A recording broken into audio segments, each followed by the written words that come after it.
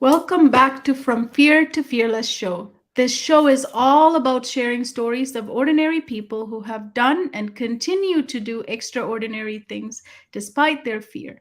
Fear is a normal part of growth and change, but for many of us, especially for children, fear becomes a factor and we have hard time pushing past our fear. Our mission on this show is to share stories of others who have pushed past their fear and have done some amazing things. This show is for parents, grandparents, aunts, and uncles, or anyone who works with children or other parents. I hope the stories we share will ignite and inspire you to share with kids in your life. And I hope these stories will influence and impact their relationship with fear.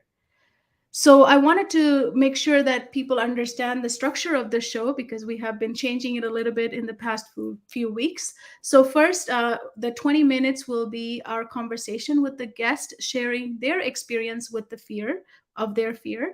And then after the 20 minutes, I know some people have to go. You guys, some people are busy, so we'll end and we'll continue our conversation with our guest in our wisdom circle. So if you have time to stay with us, there, we will continue the conversation and share tips, strategies that the guests can share with you so you can share that with your um, kids or students in your life. So today, our guest is Lynda Sunshine West. Lynda is a very close friend of mine for a long time, but Lynda ran away at age 5 years old and was gone for an entire week. She came back home riddled with fear, and in turn, she became people pleaser. At age 51, she decided to face one fear every day of an entire year. She gained so much confidence doing this. Now she uses that what she learned to fulfill her mission of empowering 5 million women and men to write their stories to make a greater impact on the planet. Lynda Sunshine West is the founder and CEO of Action Takers Publishing, a speaker, 22 times number one international best-selling and award-winning author, executive contributing author to Brainz magazine, executive film producer, and red carpet interviewer. Welcome, Lynda. Thank you for being here today. Thanks for having me, Kohila. I love the topic of fear, so this is going to be amazing. Can't wait. Yes, I always had you back of my mind when I started this show. So you say, do it because you're scared. So Yeah, tell me about running away at the age of 5. Why did you do that? yeah. Well, I did that because I grew up in a very volatile, abusive, alcoholic household, and I just decided at 5 years old that I don't want to live here, and so I ran away. I just went to the neighbor's house, so I was safe, so that was good. But what happened during that week when I was gone is nobody came to get me. And I had this belief that was instilled in my brain at a very young age that they didn't come to get me because they don't love me and they don't want me around. And Mm-hmm. so that was my belief. And I carried that belief around with me for decades. Yeah. So when I came home, my mom knew where I was, but I didn't know she knew where I was. And so when I did come home, she brought me home, and I ended up, like, said in my bio there, is that I just shut down. I shut down, and fear controlled me instead of me using fear to fuel me. So my life is completely drastically different than it was, at age 51 when I started breaking through those fears every day for a year. Mm-hmm. So why did you, when you went back, why do you say that fear took over you? The fear of getting trouble for running away, or? Oh, the fear of everything, like you name it. Fear of, like, my dad, he walked around with this like furrowed brow. He always looked angry. And in my little brain, I saw him literally as a monster. Mm-hmm. And so anytime dad was around, I had fear. I wouldn't speak up for myself. I would, if I asked questions, I was always shut down. And, I remember like just having that feeling of, laying in bed and just being scared that he was going to come in and hurt me, like that was really the control, like a controlling factor that I had in my life. And I carried that, into my adulthood as well. It didn't just leave because I turned 18 years old. As a matter of fact, it stayed with me. And then it translated to being scared of anybody who resembled my dad in any way, shape, or form. And then I was also scared of women because I grew up in this environment. It was a very judgmental environment. And because of that judgment that I grew up in, I carried, of course, that judgment into my future. And I was terrified of women because, my older sister was very judgmental. And Mhm. so I took her as my role model for women, and my dad is my role model for men. And Mhm. so, that's really what controlled my fears. So how were you able to overcome those during that period of time when you were with him? Because you had to stay with him, right? Until I you're had to, 18. yeah, well, I guess had to, right? I chose to because I could have left, but I didn't. Yeah, you I left at just, 5, I so was, yeah, I was too scared to leave. I was too scared, what would happen to my mom, because my mom took, beatings on a regular basis, unfortunately. mm, So when I did something wrong, I always thought that mom took the beating for what I did. yeah. So if I left, if I ran away, then mom would, so I always had that guilty conscience over anything that I did, whether it was right or wrong. Am I doing the right thing? Am I saying the right thing? Am I, going the right places? And so I always had these just questions about my own actions and what I was doing. So, moving it into, being around dad, I was just scared. I was just scared. I hardly talked when he was around. Mm, Most of my talking I did when, he wasn't around. I had fun when he wasn't around, you know, but he was around a lot, So yeah, so anyway, I didn't get over it when I was with him. I still had that fear when I was with him. So you said you turned into a people pleaser. Tell us about that. I mean, that fear translated into that. Just be that Yeah. person, right? Yeah. And that really, as I looked back on it, after at age 51, I hired a life coach who really Mm, helped me to open up, my mind, my heart, my soul, and all this, and to discover who I am.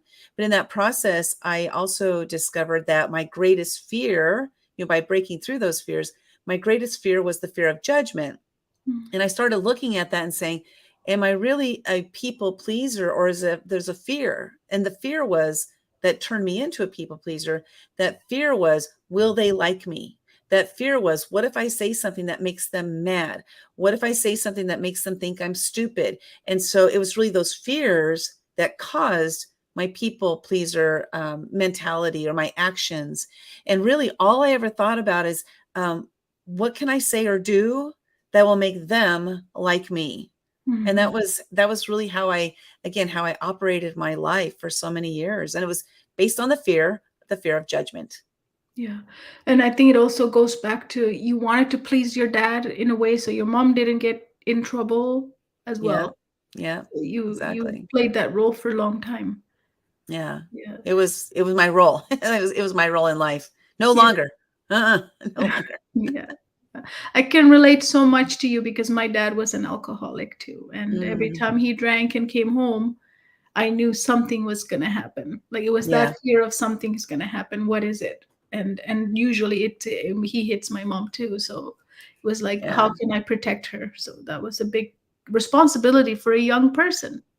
Yeah, and you shoulder that responsibility, believing that you're the cause of it, or you can help, but you don't know what to do to help. You feel kind of helpless, and that's how I just felt helpless in it all. I remember, just like lying on my bed, curled up into a ball, Yeah. just trying to protect myself, Yeah. and not trying to protect my mom, but trying to protect myself, just out Yeah. of fear. Yeah. I would go to bed early so that I don't see him coming home, like in the late in the night. Mm, Like at hmm 7 o'clock, I'm in bed, pretending like I'm sleeping, deep sleeping, so that he doesn't come bug me and wake me up and ask me something to get me in trouble. Right. Yeah. Oh Yeah. gosh. Yeah. They pick on you, right? Yep. Yep. Yeah. Alcohol makes you pick on the kids, the vulnerable people in the family. So it's Yeah. hard. So tell me, how did you overcome all of this? That's big, big, with the life coach, of course, you told us a little bit about it, but tell me. Yeah. Yeah, so I worked with my life coach for 5 months, and I'm a very good student. And, Mhm. you teach kids, so you'd get this. But I'm a very good student and I do my homework assignments. And every single week, she gave me these incredible homework assignments that would really help me to dive deep into who I am, what I'm all about. Who am I really? Not who do I believe I am because of what other people said about me, bad things, but who am I really? And so that started that journey. And then January 1st of 2015, I had this epiphany. And that was that, oh my gosh, I had already worked with my life coach and like, oh my gosh, fear is stopping me from living my life. I'm going to break through a fear every day this year. And just like by making that one declaration right there, and I did it, like I committed to it and I did it. Every morning when I woke up, the first thing I would do is I would say, what scares me? And I would ask myself this question every morning, what scares me? And I wouldn't even get out of bed until the first fear popped into my head. And that really right there was the commitment, was to break through that fear that day. And I did that 365 days in a row. That was like astronomical. My whole entire life today is started at age 51 in 2015. My whole entire life, everything I'm doing is as a result of breaking through those fears every single day for a year. Mm-hmm. How do you stay committed though? What about the Just fear comes of not commitment, fear comes in and stops Yeah, you? so that of course it was hard because every day you're breaking through fear, right? And it's like it's scary. And so I ended up coming up with my own methodologies to break through those fears. Like I created a 7 simple steps to break through fear every time for me. And like I don't have time to share that today, but I'll share another technique that I use. And that is that one thing I realized is that, when our fear is strong, our faith is weak. When our Mm, faith is strong, our fear is weak. So I came up with an acronym, and that is that faith erases anxious reactions. mm, Faith erases anxious reactions because fear is nothing more than some kind of anxiety going on inside of our body. But when we have faith, we tap into that faith, it helps to either minimize or diminish or completely erase the fear. So mm, one of the things I say now is I recognize, okay, I'm having a fearful moment right now. So that's the first thing. We have to have awareness that we're having that fear. I'm experiencing fear right now. I don't really need to know what's causing the fear anymore, but at the beginning I did. What's causing the fear so I can work on the problem and then come up with the solution as you do in math all the time, mm, right? It's like, what's the problem? And then I say, okay, this is just fear. I'm going to do this because I'm scared. So then what I do is I tap into 3 areas of faith. That's first area of faith is faith in myself. Can I do this? Yes, I can do this.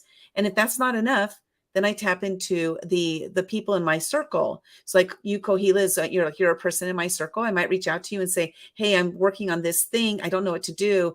Please give me the guidance to do this.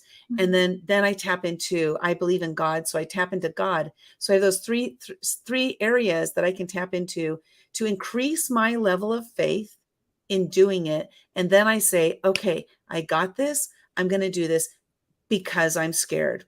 Because mm, 99% of the time, when we break through a fear, something miraculous happens, or something amazing that we never expected, or a door is open that we didn't even know was closed. And the mm, results may just simply be that, you know what? I'm proud of myself for doing this. So mm. why are we depriving ourselves of all of that goodness? We're letting fear stop us from experiencing so much goodness in life. Yes. And what about the fear of failure? That sets in. What about I get all these faith and I go, well, what if I fail? Well, I truly believe after doing it for 365 days in a row, I still have fears today, by the way. They Yes. don't just disappear just because I did that. And so I still experience those today. But I believe if we really dive deep, if you really, really dive deep in the fear of failure, what is it really stemming from? I believe that it's the fear of judgment. Because if I fail, what's the thing? Like, what happens if I fail? Will they judge me? Will Mm, they think I failed? Will they think I'm a failure? Will they? Anytime we can point to others in our fears, it is undoubtedly that fear of judgment. There's a saying, more people are scared of speaking on stage than they are of dying. mm, That's not true. The truth is they're scared of the judgment they yes. may receive from speaking on stage than they are of dying. So again, really look at the fear. Like we have all these names for fears. And if you look at the vast majority of them, they will go back to the fear of judgment. Yeah, absolutely. Yeah, that's where it stems from. And that's like we want to, as you said, people pleaser, or we want results, and then we fear of not getting the results as well, right? The judgment Yeah. of those results stems from other people. One of my coaches told me, what other people think is none of your business, because I was one of those people too. I was always say with what they would judge me. Judgment is a huge part of fear. Yeah, Yeah. Well, I like to say something a little bit different than that because, I am as a book publisher, like your story matters, your words matter to me a lot.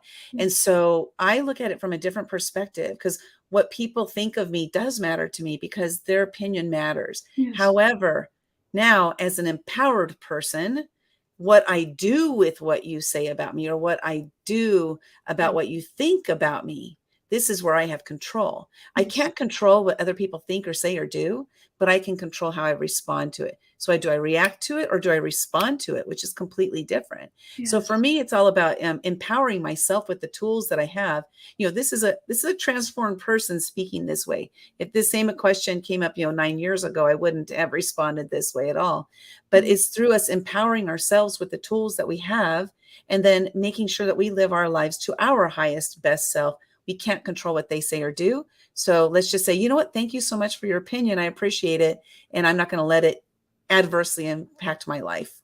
yeah, yeah, absolutely. And you said it in earlier too, the awareness that this is what I'm going through, right? It's so important. Then you can Yeah. start putting those filters and protection and tools in place so you can start helping yourself with how Yeah. you receive those. And I came up with a little ditty. I'm going to go anytime I hear the word awareness. I Right. love to sing my little ditty I came up with. Okay, you ready? Here it goes. Yes. I have awareness. I have awareness now. I have awareness. How now, brown cow? I have awareness. I have awareness now. It's time for me to move on like Donkey Kong. Nice. Nice. Little ditty.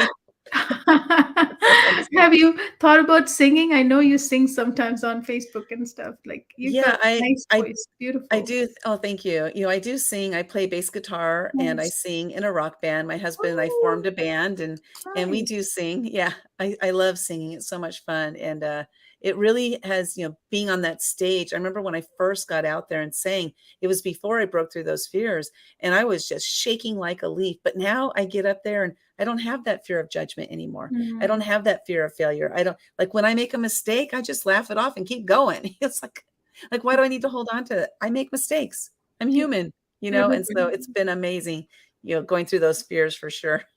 Yeah. So what do you think has happened since you decided to do that? What have you been able to help others? Because Yeah, I think it's, what's cool about when we do something like that is that I have my own experiences that I share with people. And oftentimes I'm able to witness when somebody else is experiencing a fearful moment and I can mm, help them through that because I've probably experienced it in one way, shape, or form. And I can help them through that. Again, as doing the book publishing, when people start sharing their stories, it gets scary sometimes. Like I'm sharing my truth. This could be mm, embarrassing. There could be judgment that, my family might judge me, my friends might judge me. Maybe they won't like what I wrote. Maybe they won't like the way I wrote it. There's so many different possible fears that come up. And so I'm able to just walk them through that and let them know that, everything is going to be okay. If you don't like what you wrote there, just change it. yeah. Just change it. But let's get your story and your message out there. Yeah, you definitely have given me voice because I didn't even know how to say I was a suicide survivor in a sentence. It was so much emotional Yeah. wrapped around it. Even like now, I can say it, I'm a suicide survivor. But that came through that writing of that process, right? To have a Yeah. solid statement who I am. It defines who I am. I can't let that go. It doesn't stop me from becoming who I want to become, but it is part of our storyline, right? But how do you say that? Only comes through writing book, like writing process, like writing a book allows Right. you to get into that and figure out what did that do for me, right? Mhm. Yeah. And the more we share our story, the easier it gets. Like you Yes. said, now you can say it. Whereas like when I first started talking about growing up in an abusive Mhm. alcoholic household, I would cry or I get, tears Mhm. would well up into my eyes. And now it's just It's just a fact. Yes. It has no emotional attachment to it. Mhm. It's just stating a fact and no more than that. So for me, it's now moved to that space of, I've healed. That's when I know I've healed, is that I no longer have tears coming up, or I'm crying about different, or my lip doesn't quiver anymore. That's how I know I've healed through those things. And it's amazing when we start sharing those parts of our story. Absolutely, absolutely. So we have a question at the end of our show. What would you tell your younger self about fear? I would say, do it because you're scared. There's so many opportunities that passed me by because I let fear stop me. A saying that I have now is to see the opportunity, then seize the opportunity, Mm-hmm. because there's opportunity. It's abundant out there. So go do it because you're scared. Mm-hmm. Thank you, Linda. Thank you for sharing all of your wisdom. And I'm going to continue the conversation with Linda. But if you have to go, I know some of you are busy. We will be having the show again every Wednesday at 11 a.m. PST. And if you're interested in making learning easy for your child, please book a free Clarity coaching call at www.learningsuccessacademy.com. Until next time, see what's on the other side of your fear. Let's ignite and inspire your children to push past their fear and make fear not a factor for them. So, see you next week on Wednesday at 11 a.m. PST. So, those of you who are continuing with us, Linda, I wanted to ask you. So, during those, the 1 year, you got up in the morning and you said you waited for it to come up. So it came up itself, right? You were thinking about it. It showed up. The fear showed up by itself. And then what did you do? Like, give us an example, one example of one day. What did that look like? Okay. Okay. Well, first, when I would ask the question, again, it's just what scares me. I hadn't even gotten out of bed yet. It was the very first thing I did every single morning. And then I would lay in bed waiting till a response. Sometimes it was instantaneous, as if I had been thinking about it all night when I was sleeping. Mm, And sometimes it was like 10 or 15 minutes before a fear would actually pop into my head. But again, my commitment was to break through that fear that day. So a great example is, one fear that popped in my head. It was very specific, and it was to talk to a stranger in the Starbucks. It was very specific. It had to be Starbucks, and it had to be a stranger. And it said a stranger, not a group of strangers, or not some strangers, but a stranger. And I was very literal on this journey. So whatever the fear came up, I had to do that exact fear. So when I showed up at Starbucks that day to talk to that stranger, I knew I was going to go because that was my fear. When I showed up at Starbucks, um, I waited about 10 minutes before a person was by themselves. Everybody came in groups, and I finally went up and I just talked to him. I said, "Excuse me, sir, I'm breaking through a fear every day this year, and today's fear is to talk to a stranger in a Starbucks. Do you mind if I have a seat?" So he was like, "Okay, yeah, go ahead." So I sat down. I literally talked to him for about 5 minutes. And then I stood up and I thanked him for his time. And then I walked out and I felt like throwing up. Like, it was so awful that I did that, but I did it again. I did it. I was proud of myself. And mm, so every day when I broke through a certain fear, it just made it easier and easier the next day. It never got easy, but it was easier. mm, mm. And one thing you said earlier was that it's not like fear goes away. It's always part of you. You have to push past it. Yeah, we're Push. human beings. It's part of our ability to see danger and then to run away, go the other way. But these types of fears, like talking at a networking event, or walking up to a stranger, that's a huge fear of mine. One of them was going to a restaurant and saying only one in my party. Again, fear of judgment right there, right? Going to the movie theater by myself, going shopping by myself, a lot of things, because I was always wanting to have that support of other people around me anytime I did anything. So those were fears that popped up over and over and over again, just in different situations, different scenarios. But networking events, I would drive there, I would get on Facebook and not even go inside, and then go home. I wouldn't even go inside the networking event. That's how scared I was. Mm-hmm. How do you think, for a child, right, going through a process of, maybe they're in a situation that was similar to you and I, where they became a people pleaser, right? what are opportunity that you think had stopped you in the future, growing up with that kind of, environment? Where were you stuck in your? Time after time after time. I mean, there's so many of them. I remember one was that after I graduated high school, I played flute in the band from second Mm, grade till 12th grade. I played flute, so 10 years. And I was pretty good. I was always like the first chair. But my older sister, 8 years older, was also a flute player, and she was amazing. She played at the symphony, in mm, like in San Francisco. And so she was really, really good at what she did. She was great. And so I compared myself to her. And I thought, oh, I could never be as good as her. So I never went on with it. After graduation, I was done. Like I didn't play it again. A year later, I saw my band director and we were just talking. He said, so did you go on to college, or, what are you doing now? I'm like, no, no. I'm just like, I was working at a fast food restaurant. And he said, oh, I thought for sure that you would go on and get a scholarship, for music. And I said, really? I never was very good. And he said, are you kidding me? You mm. were one of the best students I ever had. I was like, I wish you had told me that during school, because that opportunity, it was an opportunity. I not only did I not know about it, but I never dove into it because I was comparing myself to my sister. Yes. Right. So that was, yeah, that again, that people pleaser is like, pleasing others. I didn't want to step on my sister's toes, or I didn't even want to look at that as a possibility because I just didn't believe in myself at all. So you kind of held your self back from music. Big time. Yeah, until I was 47. At age 47, I asked my husband to teach me how to play bass guitar because I love bass guitar. And we formed a rock band. He taught me how to play it. We formed a rock band. And 2 weeks later, we were having gigs and I was singing, playing. I was like, oh my gosh, it's like such a drastic difference, but I wanted to do it. And so I did. Hmm. Amazing, amazing. How can a parent right now, if they have a child like that, where they're pleasing, how can they notice a pleaser? Because you and I were pleasers, so we would know this, right? Can they notice that their child is pleasing them and not? I think a lot of times parents don't really, and I am speaking of myself as a parent. My kids are now 38 and 39, so I can't go back and retrace what I've learned recently. But I think a lot of times we don't listen to our kids and like thinking of them as actual human beings. Mm, At 5 years old, I made a decision to run away.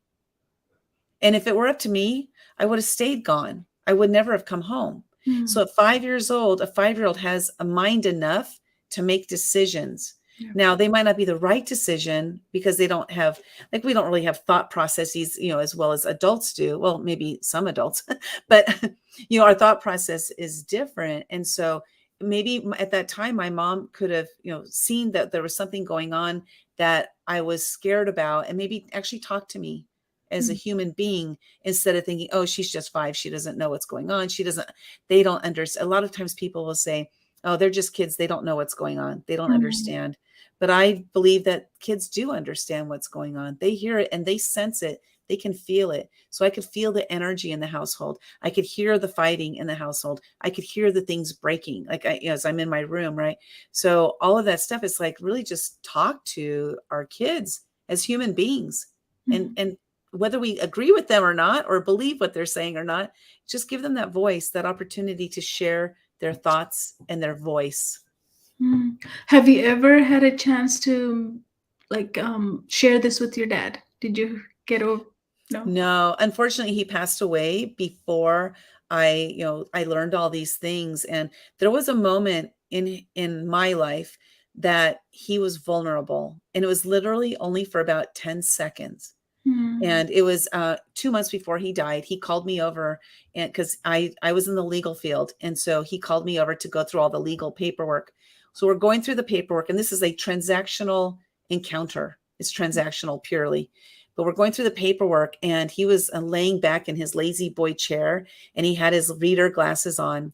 And there was something that happened in that moment where he looked up at me in a way, and I saw, wow, that's a human being, because I had always seen my dad as a monster. And mm, that 10 seconds right there was instrumental in me being able to forgive him later and to have gratitude for him later. But he passed away 2 months after that encounter with him, which was way before I worked with my life coach. Mm-hmm. But I've forgiven him here at this place. He can't hear me, but I can hear me. And I have, forgiven him. And I now have gratitude for all those things that he did for me, because he did a lot for me. I just refused to see them Yeah. because I hated him so much. Yes. Yes. It's hard to see Yeah. through. Yeah. Yeah. Same for me. My dad did a lot, but it took a while to even accept that you did a lot Yeah. Yeah. because there was a lot of hurt. Hmm. Yeah. Did you ever have any resentfulness or anything towards your mom? Right. Yeah, definitely. I had a lot of that also. And I didn't get to say anything to her before she passed either. All of these things happened after both my parents passed. But Mm. I had a lot of resentment. Why didn't she leave? Why did she put us through this? A lot of times I hear people say, "Oh, I'm staying together for the children." And my thought is, leave for the children. I'm not telling anybody to leave your spouse. Yes. I'm just saying that, in my life, there were many, many times that mom would pack us. We had 5 kids and we had a station wagon. She would pack up us 5 kids with the 2 dogs, and we'd run away, and then we'd go back the same day. And I always like, oh, good, we're out of here. And then, oh, we're going back. So there were many times that I saw my mom as a very weak woman. What was interesting about this is, as I was going through my life coaching, my life coach said, what if she was actually a strong woman because she was able to stay? Mm. And I was like, just giving me that completely different perspective. Not that I had respect for her at that time, because I was still going through a lot of pain, but now I do. I have respect for what my mom did. And again, I have a gratitude, and I have, gone through forgiveness. But I looked at that and I said, yeah, what if she was strong because she was able to raise 5 kids in this environment, 5 kids who are upstanding citizens, who are all doing really well in life, who are not in trouble. We're not into drugs. None of us are smokers. None of us are drinkers. So my mom, if it weren't for her, the rock that she was, I don't know where we would have gone. I don't have any idea. So it was really important for me to be able to see her from a different perspective, somebody else's perspective who didn't even know her. Mm-hmm. Yeah, I did the exact same thing. I actually think my mom is so strong. I can't even stand a day in a marriage like that. So Mm, how does she do it for all these years and yeah. smile through it? I always ask that's how I was able to forgive my mom, because growing up I said the same thing. Why aren't you Yeah. leaving? We should leave. This is a bad situation for all of us. Let's leave. But she would not do it. She would not Yeah. do it. So yeah, at the end of the day, she becomes stronger. So that helps us, right? To see Hmm. her, born Yeah. to a strong woman. So, you said, to help to parents that have kids who are fearful, because since COVID, a lot of kids are in this anxiety mode, right? And, I work with so many students. Everything is anxiety driven, marks to what am I going to do, to how am I going to live in this world. It's changed a lot since COVID. So for parents like that, doing something like for 1 year, that seems like a huge commitment. Do you have another program they can do, like shorter versions for our Yeah, fast? yeah, definitely. I myself don't have programs, but I'll tell you, give you an Yeah, idea. strategy. Yeah. Yeah, definitely something that you can do. One of the things that I created this 7 simple steps to break through fear. So this is something that you don't have to do like on a regular basis, but it's something you can like have in your back pocket. And if you're like, hey, I'm scared to do this, or I'm experiencing anxiety right now, then you can break out these 7 simple steps and break through them. And it's a very, very, literally, it's a very simple process. So let's say, for example, I'm going to use the example that I used earlier about going to the Starbucks and talking to a stranger. So I will use that as the example. So the first thing we do is we look at them and we say, I'm scared to go talk to the stranger in the Starbucks. So the first question we ask ourselves, and we need to ask questions, because Mm. when we ask our brain a question, it searches for the answer, right? So we ask ourselves a simple question, and that is, if I, so the first part is if I, and then insert your fear. So in this example, the fear is talking to the stranger. I'll just say talk to a stranger. So if I talk to a stranger, insert fear right now. If I talk to a stranger right now, or if I insert fear right now, and then this last part of the question, will it adversely adversely affect my life 1 year from today? And Mm. so it's adversely. This is a very important piece here because adversely is bad. And so, yes, it can affect your life. So you have, if you say, will it affect my life? Yes, it can. And it can affect it in a positive way. Mm. So we say adversely because we want to say, will it adversely affect my life? Because if the answer is yes, it will adversely affect my life in 1 year, then we probably want to really think about that fear and maybe not do it. Okay, so if I talk to a stranger right now, will it adversely affect my life in 1 year from today? So Mm. now, last thing, we're going out one whole year, because if you think about realistically, any fear that you break through right now, it's undoubtedly that it will adversely affect your life in a whole year. So we go out a whole year, and then we ask ourselves that question. So next thing what we do is we drop that down and we say the same exact question. The only thing is difference is the time frame. And we're lowering the time frame because we're having our brain now go into we're going from like all this anxiety, this emotional state. We're moving ourselves slowly into an intellectual state of mind. And that is to a thinking state of mind instead of anxiety, like body controlling things. Because our body is like, our fear shows up in our body Yes. first before in our brain. So now we say, if I talk to the stranger right now, will it adversely affect my life 6 months from today? And you Mm. really think about the question, will this adversely affect my life 6 months from today? Realistically, no. So awesome. So we have 2 no's. We want to get as many no's as possible. So the next one we do is 1 month from today.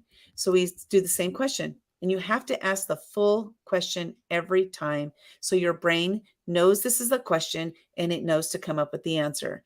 If if I talk to the stranger in a Starbucks right now, will it adversely affect my life 1 month from today? Now we're getting a little bit closer to it can adversely affect your life, but most likely in a month it's going to be no. So we've gone through 3 steps right now: 1 year, 6 months, 1 month. And the next one is we go down to 1 week, and then we just keep dropping it down. We go to 1 day, and then we go to 1 hour, and then we go to right now. Mm. If I talk to the stranger in the Starbucks right now, will it adversely affect my life right now? And if the answer is yes, it's okay, because you just determined that in an hour, it's not going to adversely affect your life. So Mm. awesome. Go do it because you're scared. You're letting that fear stop you from living your life. You're letting your fear control you. And we want to move out of that. We want to empower ourselves with this tool, this simple steps to Brilliant. move through fear every single time. It helped me 365 days in a row. It can help you one time. Yes, that's amazing. I like it. I like the psychology on that. So you Yeah. kind of put yourself so back out, so you like say, this has no implication to who I'm going to be in 1 year. Like it's just a simple act of talking to someone. It becomes so simpler than how you would have thought otherwise. So you were making it a big thing, right? Right. Oh, exactly. And what I love about the simplicity, and because I did it so many days in a row, I no longer need to go through every step, Yeah. Yes. because I have like desensitized myself to that. Like I know for a fact that anything I do today is not going to adversely affect me in a year. I already know that. So I Mm. don't need to do that anymore. But that helped me to really break through those fears. I probably did that exact 7 steps for about 3 months in a row, That's brilliant. you know? Yeah. Yeah, Yeah. it works. It's a formula, and you like formulas. Oh yeah, that's why I'm like hooked onto it. And the kids would love it too, because now you're like asking them to think about what one action you do now, how will that affect in 1 year? Is there an effect to it in your Yeah, life? What would that do to you? Now we've already gone through all the process of, there's nothing is gonna happen to me. Let's just go do it. yeah, yeah, and again, that adversely, right? That is the key Yeah, I like word, because, my if like, there are so many things that I've done in my life that my whole entire life has shifted since I started, especially breaking through those fears. My entire life has shifted. And as I look at my life, like some of the things that I'm doing are things that I never even would have imagined, because how I lived and how I grew up, especially mm, I was judgmental too. I grew up in a judgmental environment. I became judgmental. And like everything I'm doing now is for those people, the smarter people, the pretty people, the tall people, right? It's for those people. Well, I've become those people in my mind, which is so awesome because I let, those fears now fuel me to do the things. I interviewed the president of Mexico, the country Mexico, in his presidential suite. That would not have happened had I let my fear stop me, because there was a fear of judgment that showed up. And I said, oh, well, whatever. In a year from now, it's not going to adversely affect my life, even a day from now. And so these steps have helped me countless times. Yes, I can see how this step can also help students or even others who are waiting for their presentation or they're waiting for their turn. You know how your body starts doing all these motions and you're like up to here, you can't even breathe anymore. It's not going down the breath. You're like Yeah. caught up here, and you're like, but this, you're just thinking about it. What I'm going to do right now would adversely affect me, and then I can just go through my system of those bringing myself down, and I have something to think about Yeah. rather than Yeah. freaking out about it. Because now you're using logic, Yes. right? It's no longer using emotions or anxiety or whatever. You're now using logic, and Yes.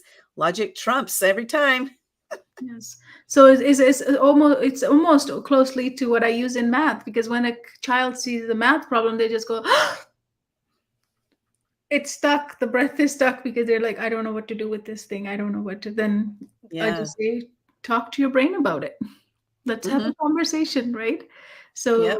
as you said, conversation is key for parents who are dealing with any sort of fear with their child. As you said, you wished you were a parent, or I mean, your dad couldn't have, but your mom showed you, had conversations with you more, right?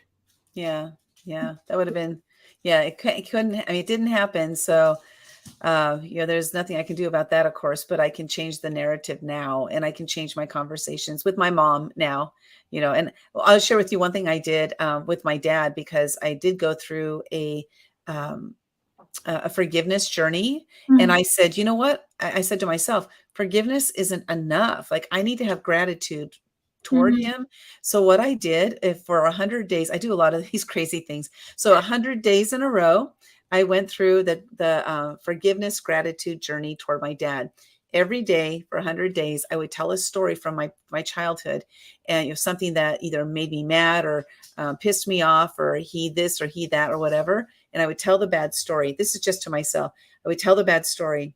And then I would say, Dad, I forgive you for what happened. And then I would turn around and I would say, you know what, Dad, I have gratitude for you for this situation, because here's what I learned through that. I learned to not take crap, or I learned to, whatever it is, like, here's what I learned. So having gratitude toward him for those things that were I construed as a bad thing my whole life. But like, I'm grateful for him for that, because it taught me so much. Mm-hmm. And I think you took everything that happened to you through him onto a positive spin by giving a gratitude too. So you Yeah. replaced all those stories. No Yep. longer Yep. has negativity to it. Yes. And it helps me today with other people as well in my life, so it wasn't just towards my dad, or even like in current situations, if something's happening, I can look at it from a different perspective now, because I did that for 100 days. So I can look at, like, what gratitude do I have for what's happening right now? I'll even ask, like, what am I learning right now? Mm. Instead of waiting till later, why not learn while I'm in it? So when I'm in the moment of a heated thing, I'll ask myself, like, what am I supposed to be learning, or what am I learning right now?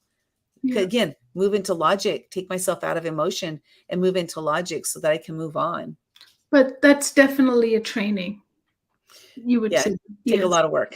Yeah, 100 days, whole year. I know. Yeah. How do you stay committed? That's the fear that sets in for most people when they say busy too, right? I'm so busy, I don't know if I have 100 days to do that, or one year to do that. Yeah, and it's just a matter of prioritizing what's more important. What's more important in our lives? For me, it was very important that I forgive my dad, because I'd been holding on to this anger and hate and disdain for decades, and it never served me well. And I Mm. knew that by forgiving him was going to help me to, uplift just myself, like my whole psyche, to be able to be uplifted.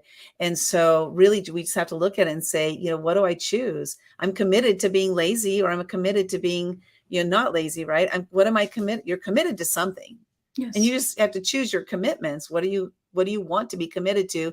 What result do you want? And what do you need to be committed to get that result? It's, Yes. it's as simple as that. And like a lot of times we aren't committed. Like right now, I just admit it, I'm not committed to my health right now. Mm. I'm eating too much. I gained too much weight. I can blame it on COVID all I want. But the reality is COVID didn't put any food in my mouth. Right. And Quite so true. yeah. So making that commitment to change my health is, I have to make the commitment, and then I have to stay focused on that commitment, because of the result that I want. Our result that we want has to be strong enough that we'll remain committed. If it's somebody else's result that they want us to have, we won't stay committed. No, So absolutely. we have to really want that result. We have to have that burning, Les Brown talks about it all that time, the burning desire. I got to be hungry. And so I have to be hungry for that result Yes. so that I'll stay committed. Absolutely. Thank you, Linda, so much for sharing your wisdom. And I love the 7 steps you shared with us. I think parents can use that gently with their kids to, go through whatever fear, it could be just fear of missing a homework and they don't want to Yeah. show up to a class. That's what children do, right? Want to Yeah. close themselves off from any of those situations. They don't like facing it. But let's go face it. What would it do for you? Let's Yeah. think about it. So thank you so much. I know You're you have to welcome. go. Thank you, everyone, for staying and tuning into our show. We will go live again on Wednesday at 11 a.m. PST. If you're interested in making learning easy for your child, please book a call, Clarity Coaching call at www.learningsuccessacademy.com. Until next time, see what's on the other side of fear. We love fear, right? Because Yes. Fear's good. when you go ahead, what were you going to say? You're the queen of Oh, pushing I past said, I fear. said, fear is good. Fear is good. Use it to fuel you, and do it because you're scared. Yes, yes, yes. Fear is not a factor for them. So help your children get past their fear and use the technique Linda has shared with us. I think it's amazing. Thank you so much, Linda. See you. Thank you for having me, Kohila. Bye, Thank everybody. you. Bye bye. Thank you.